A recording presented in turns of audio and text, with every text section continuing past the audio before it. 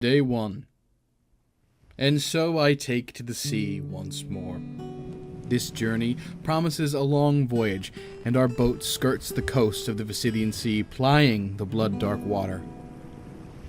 And Timoko said at the beginning of this voyage, "Go to the great Aparantos, go to see the Sardonoi, meet them, know them." And so I go.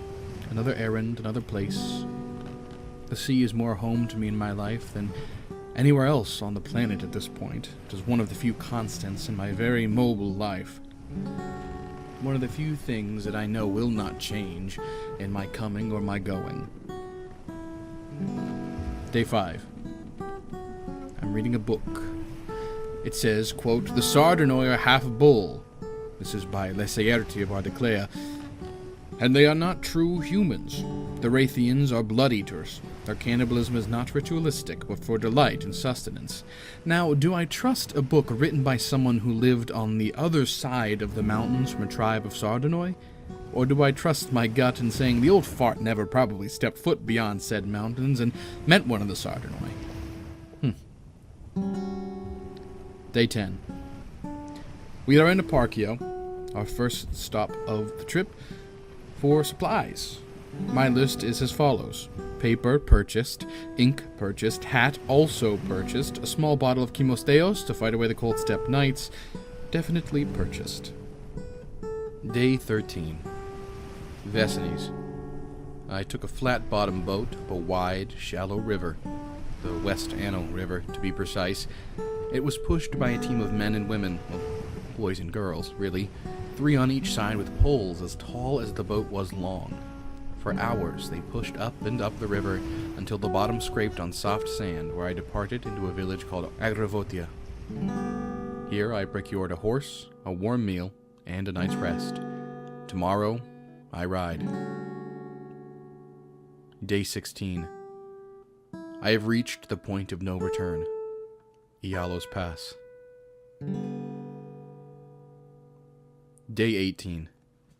I have joined a family in their passage north to their tribal homelands. I met this group of Zeranaea by Lake Hehut while observing them deconstruct their kinitahal, the round leather homes they carry with them across the steppe. Day 20. The father of the group I am with pointed out a rise in the distance. "Mystery," he said. "It has been here longer than Dahip, longer than our people. No one knows. Not in the stories." He nodded. As we began to ride closer and closer, its height rose high off the flat prairie of the Sardan lands. To the south, mountains marked the distant border. To the north, endless rolling fields that would lead to dry prairie with the sweet-smelling grass. This northward view, however, was shattered by the grassy, chunked mound. It was no hill, was no old mountain. The hands of man had touched it, and if not man, some god. As we put this mound behind us, my heart raced with wonder. Day 26. Last night the family insisted we press onwards through the darkness. Biting cold sent serpent-like shivers down my spine, but I could not lose them now. I have slept in their presence in the kinitahal and drank their water and milk, and I do not want to die from stubbornness. We set up the kinitahal in the wind and eagerly tucked away in the black of night. When morning came, the horses chuffed and woke me. Stepping out, I was in awe. The great city of Aorus loomed under the pale mountain, where a sun threatened to rise up from behind. I watched pillars of smoke drift, the small black dots of guards moving on the walls. I heard the songs from nearby camps, and I paid the family a few pieces of gold before heading into the city. As I wandered the busy streets, I was approached by a young man. The people gave him a wide berth as he approached to shake my hand. "Foreigner," he accused, to which I affirmed, "My name is Simarakis. I am the leader of these people. Come, sit with me." I could not believe my luck. We entered the grand royal palace, with looming walls and pillars, and ascended a dozen flights of creaking wooden stairs. Soon, we emerged on a balcony that overlooked the massive sprawl of not only the city, but the plains upon which it was built. "I am pleased to see a foreigner in my city. There are so few who come." He invited me to sit, to drink a glass of steaming white liquid that smelled of butter and honey. Ustraki, they call it. Horse milk steamed with honey and herbs. Why do you think so few come? I asked.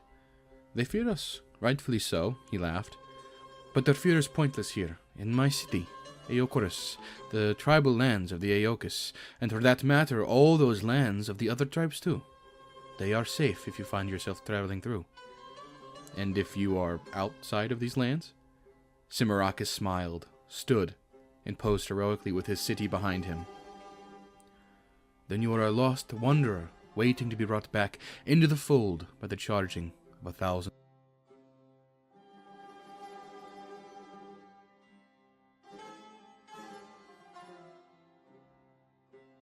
Next witness, please.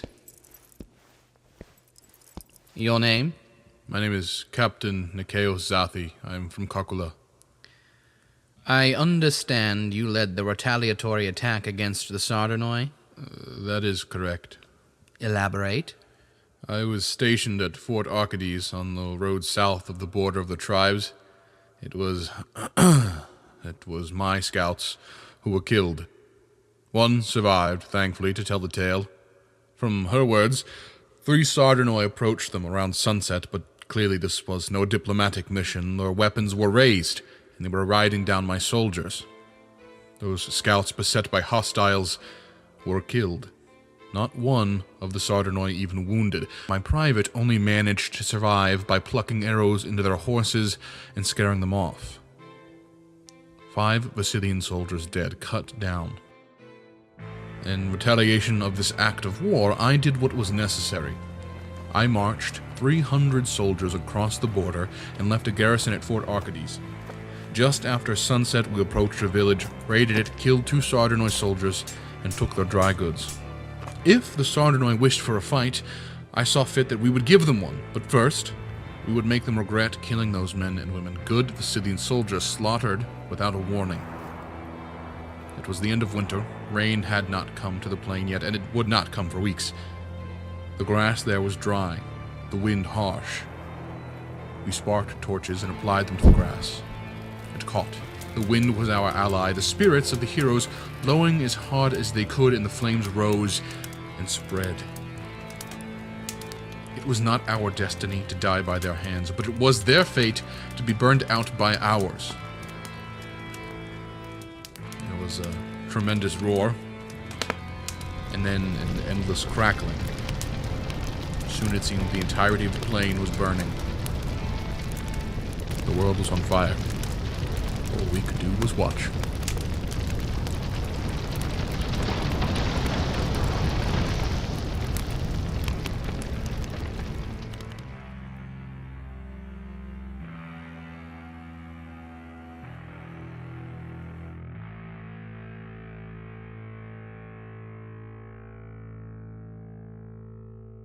Hello everybody, my name is Joe.